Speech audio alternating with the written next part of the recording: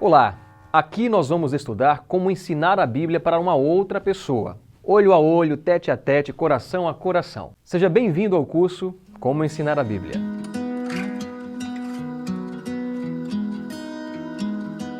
Uma das perguntas mais importantes que nós precisamos fazer para nós mesmos é: o que eu estou fazendo ao ensinar a Bíblia para alguém? Quando a gente faz essa pergunta, muitas respostas podem vir à nossa mente.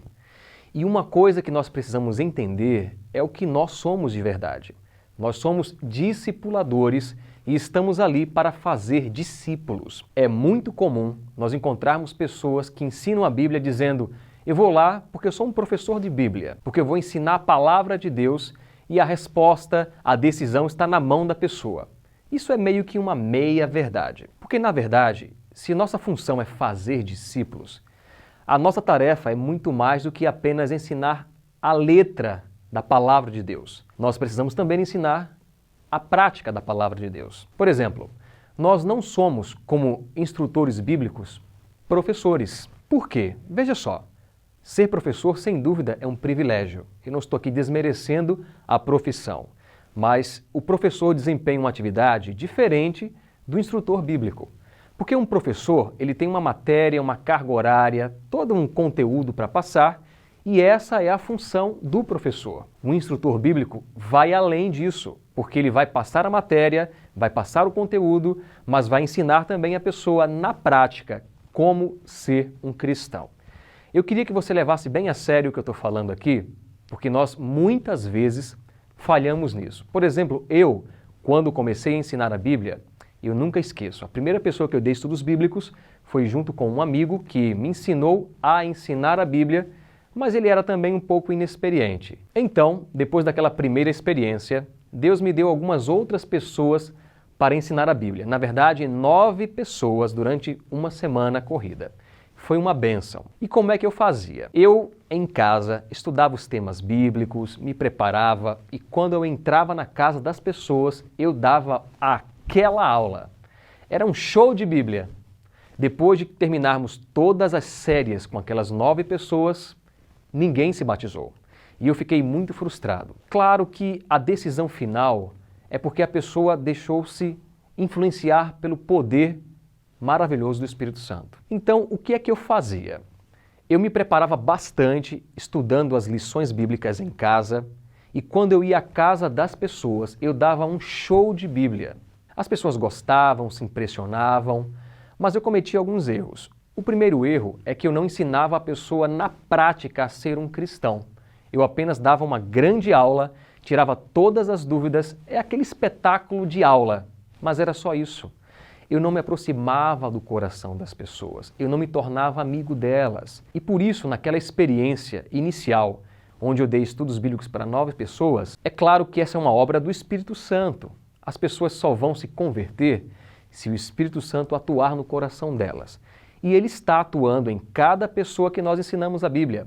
Depende também da pessoa abrir o coração, mas também depende de nós, instrutores bíblicos, termos o cuidado de discipular as pessoas, de amar de verdade, sabe, gente? Não apenas dar uma aula, dar um espetáculo de ensino bíblico, mas nos aproximarmos do coração e da vida das pessoas. Um instrutor bíblico não é um professor, ele é um condutor.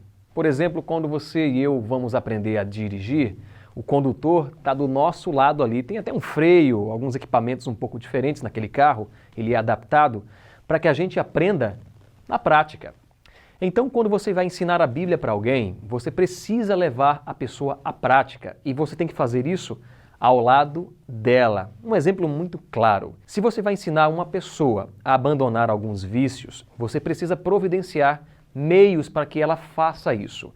E essa responsabilidade é nossa. Não adianta, por exemplo, dizer para a pessoa: largue o cigarro. Providencie meios para que ela largue o cigarro. Se a pessoa tem talvez um vício um pouco mais sério, como dependência química de drogas, por que não você, de alguma maneira, procurar internar a pessoa? Talvez você não tenha os recursos financeiros para pagar, mas sempre existe um jeito para que a gente leve a pessoa a uma decisão prática e não apenas teórica. Nós não queremos que ela apenas entenda a verdade e aceite teoricamente na mente dela.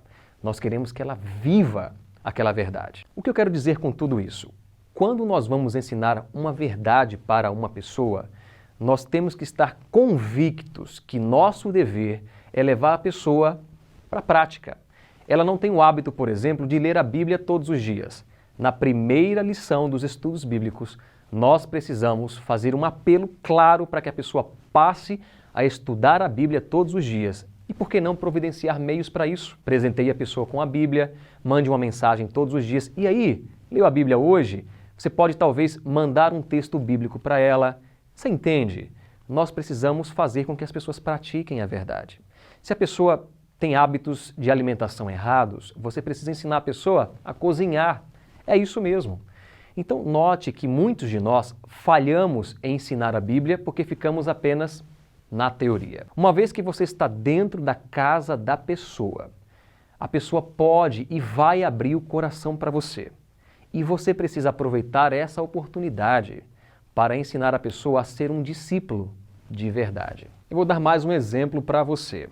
Imaginemos que você está ensinando a Bíblia para um casal que vive junto e não estão casados. Eles estão numa situação de adultério. Em algum momento você vai chegar na lição dos 10 mandamentos e vai apresentar para eles o 7º mandamento, sobre o adultério. É claro que você vai explicar isso com muito carinho, com muito tato, mas deixando claro que eles estão numa situação que precisa ser regularizada.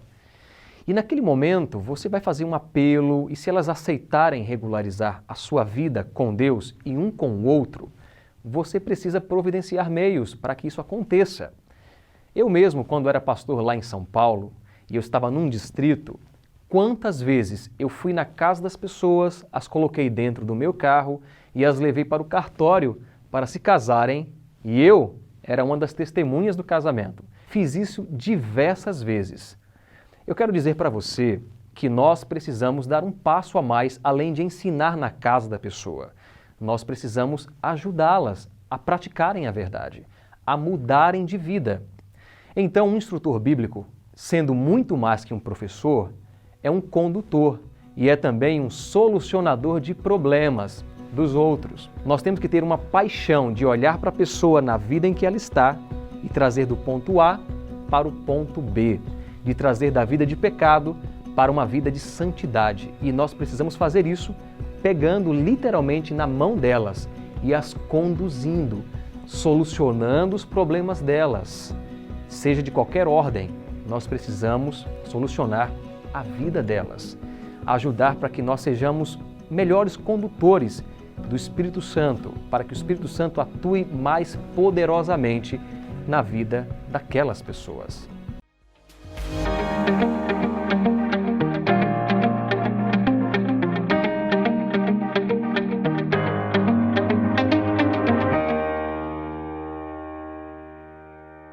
Ao começar a série para valer mesmo de estudos bíblicos, há muitas coisas que a gente precisa se lembrar.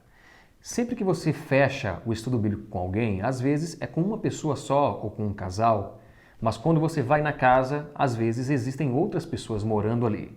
Nunca se esqueça de chamar todas as pessoas para participarem do estudo. Mesmo que os estudos estejam avançados, sempre convide. Você nunca sabe quando o Espírito Santo pode atuar na vida daquelas pessoas.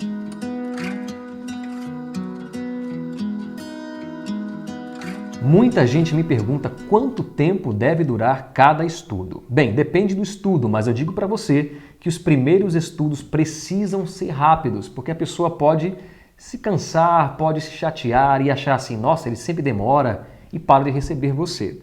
Então, os primeiros estudos, 30 minutos. E haverão, claro, estudos um pouco mais avançados, um pouco mais complexos, e esse sim a gente demora um pouco mais.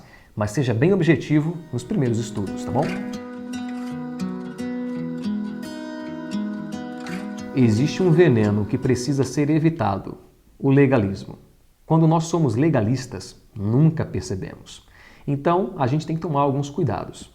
O primeiro deles é que a gente precisa sempre mostrar o benefício da verdade que estamos estudando. É claro, a pessoa sempre se pergunta o que eu ganho com isso e a gente tem que responder essa pergunta. Talvez você pense, não, a gente tem que obedecer a Deus porque Deus está mandando. E é verdade.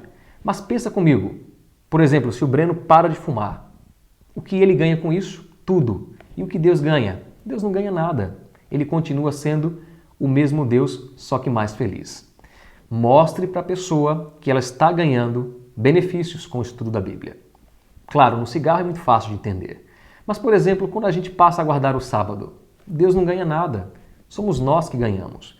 Então, quando nós fazemos estudos mostrando esses benefícios, eles se tornam menos legalistas e, com certeza, estudos mais proveitosos e mais atrativos.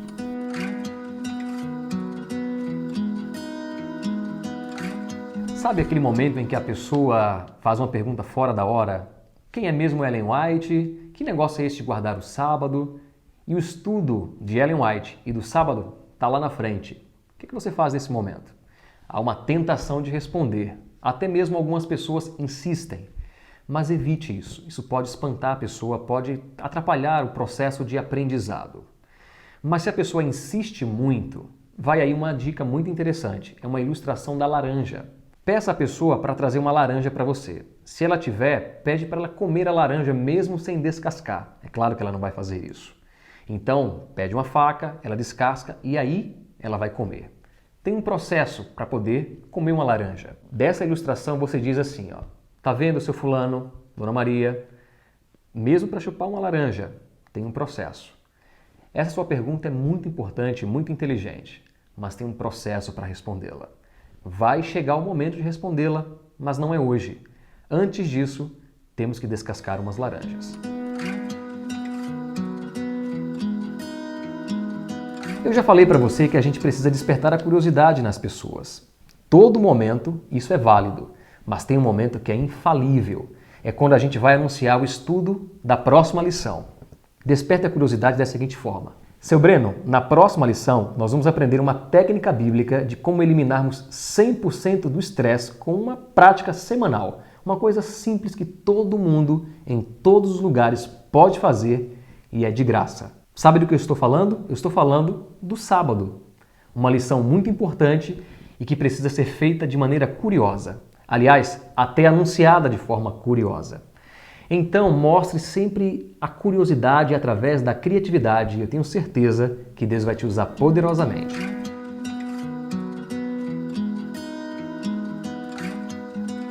Ao longo dos estudos, é possível que a pessoa perca o interesse. Isso já aconteceu com você ou com alguém que você conhece? O que fazer nesse momento? A primeira coisa, insista. Não desista da pessoa facilmente, porque Deus nunca desiste. Mas é um fato também que algumas pessoas realmente não estão preparadas ou estão abertas para aquele momento de estudo e talvez você precise parar com o processo de estudos. Agora, é possível você usar algumas técnicas que ajudem você. Sabe aquela pessoa que sempre desmarca o estudo, desmarca e desmarca? Faça o seguinte, quando a pessoa desmarcou com você, você diz, Dona Maria, tudo bem, não tem problema, eu entendo. Então vamos marcar um estudo ainda essa semana, antes da próxima semana, ou antes do próximo estudo, da próxima lição, para que a gente não perca a sequência. Se a pessoa marcar, tudo bem. Se a pessoa não marcar, se ela realmente não puder, no dia que você fizer o outro estudo, você diz o seguinte, Dona Maria, na última lição nós não pudemos estudar, então hoje nós faremos a lição passada e a lição de hoje para nós não atrasarmos. Por que eu faço isso? Porque eu mostro que nós estamos num momento importante e sério. Você não perde também a linha do tempo, não deixa a pessoa se desinteressar cada vez mais e perder timing, né? Aquele momento em que a pessoa realmente está crescendo e você testa o interesse dela. Então, seja sério e, claro, muito carinhoso, muito jeitoso, mas mostre para a pessoa que o que estamos fazendo é algo muito importante que não pode ser frequentemente adiado.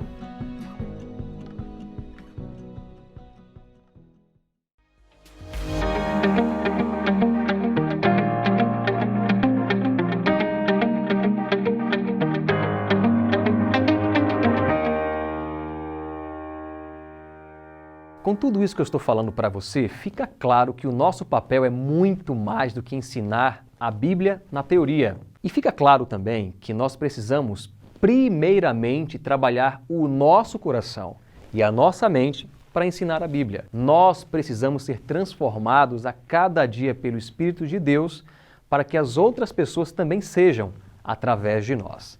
Nós temos que ter a mente muito aberta, o coração muito aberto e muita vontade de salvar as pessoas. Antes de transformarmos as pessoas, nós estamos sendo transformados. Na verdade, nós não estamos ensinando a Bíblia para informar, mas para transformar.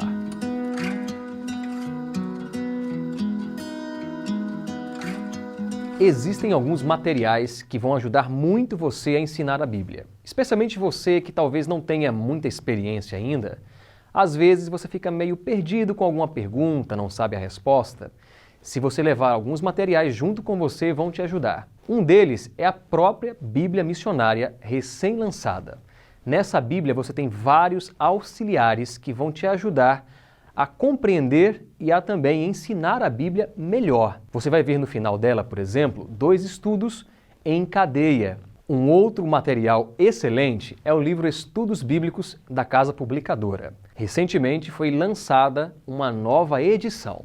E nessa edição você vai encontrar muito material de apoio. E quando a pessoa fizer uma pergunta para você, certamente essa pergunta estará ali em alguma página. Você procura e responde para a pessoa. Existe uma outra dica que é excelente, que eu sempre faço para ensinar a Bíblia para as pessoas, que é levar um aparelho celular, smartphone. Tendo internet, claro. Se não tem, você pega o Wi-Fi da pessoa e está tudo resolvido. Mas por que isso aqui é muito bom? Porque às vezes a pessoa faz uma pergunta que você não sabe a resposta, mas o Dr. Google normalmente sabe. Eu, por exemplo, gosto muito de usar as lições do Leandro Quadros. Eu entro no YouTube, eu procuro ali através do nome dele, né? Leandro Quadros, coloco o texto bíblico ou a pergunta e normalmente eu acho. E eu assisto junto com a pessoa e está tudo resolvido. Então, esses materiais de apoio ajudam a gente a sair de algumas roubadas e, especialmente, ajudar a pessoa a tirar a dúvida dela. Leve materiais de apoio com você, tá ok?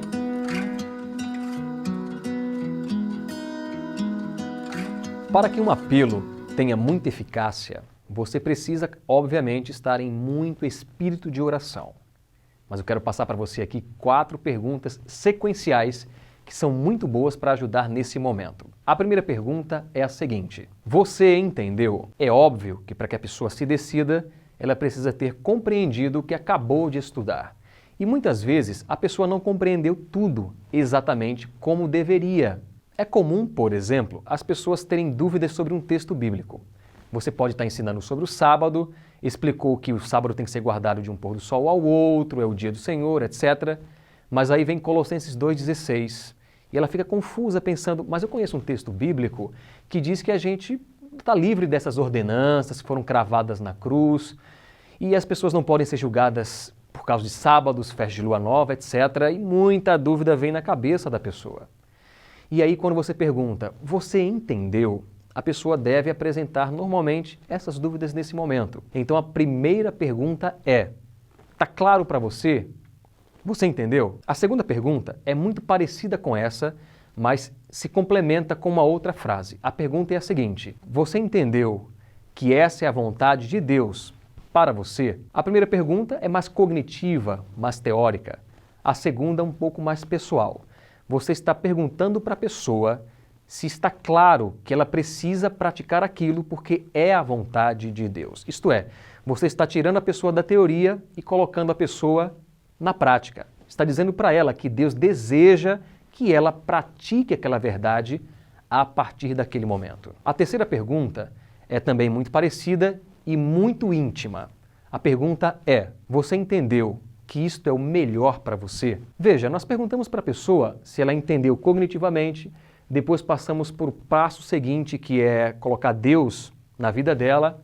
Só que agora nós estamos questionando se ela está realmente começando a se tornar disposta a praticar. E estamos deixando claro uma coisa positiva. Você entendeu que é o melhor para você viver dessa forma a partir de hoje? Um exemplo, está claro que você precisa a partir de hoje praticar o estudo da Bíblia todos os dias?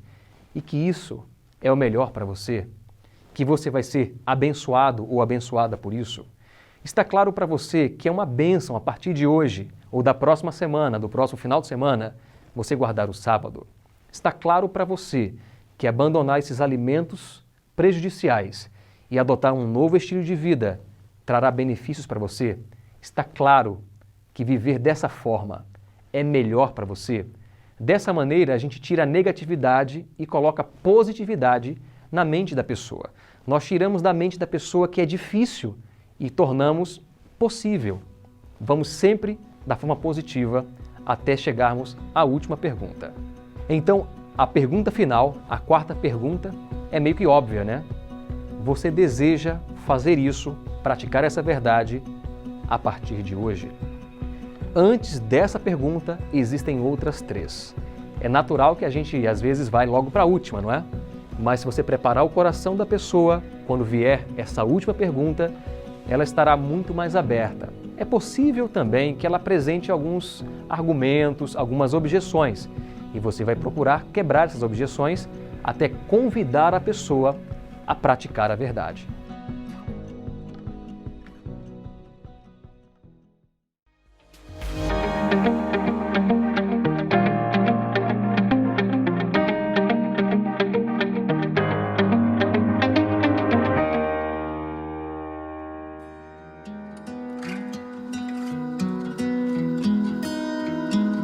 No momento do estudo bíblico, nós fazemos ali tantas coisas. Nós quebramos o gelo, nós às vezes tomamos um lanchinho no final do estudo, nós estudamos a Bíblia junto, mas sem dúvida a parte mais importante é o apelo.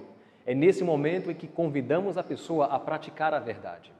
Fazer o apelo é pedir à pessoa a dar um passo de fé praticando aquilo que Deus quer para a vida dela. Às vezes nós nos esquecemos de fazer um apelo e isso é muito arriscado. A parte mais importante não pode ser esquecida. Se eu esquecer de fazer um apelo, é como se eu estivesse subindo um degrau de escada a cada estudo e a pessoa ficando ali embaixo.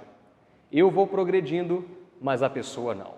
Eu ensino a Bíblia, mas não convido a pessoa a praticar o estudo da Bíblia todos os dias. Ou, por exemplo, não convido a pessoa a orar todos os dias. Não convido a pessoa a aceitar Jesus como seu Salvador, a aceitar o estado do homem na morte, a praticar os 10 mandamentos, a guardar o sábado e tantas outras verdades. Mas tem sempre um estudo que a gente costuma fazer um apelo. É aquele estudo que leva a pessoa para a decisão derradeira. É sobre o batismo. E quando fazemos o estudo sobre o batismo e fazemos um apelo para a pessoa, olha a distância. Ela está lá embaixo, não está praticando nada. E eu já estou aqui em cima pedindo, olha, sobe para cá num pulo só e se batiza. E normalmente o que nós ouvimos é, eu não estou preparado. Nós precisamos preparar a pessoa na prática, levando passo a passo, cada degrau, para que a pessoa pratique a verdade. E quando chegarem os apelos mais decisivos, como o batismo, ela estará andando junto conosco e mais próximo do tanque batismal.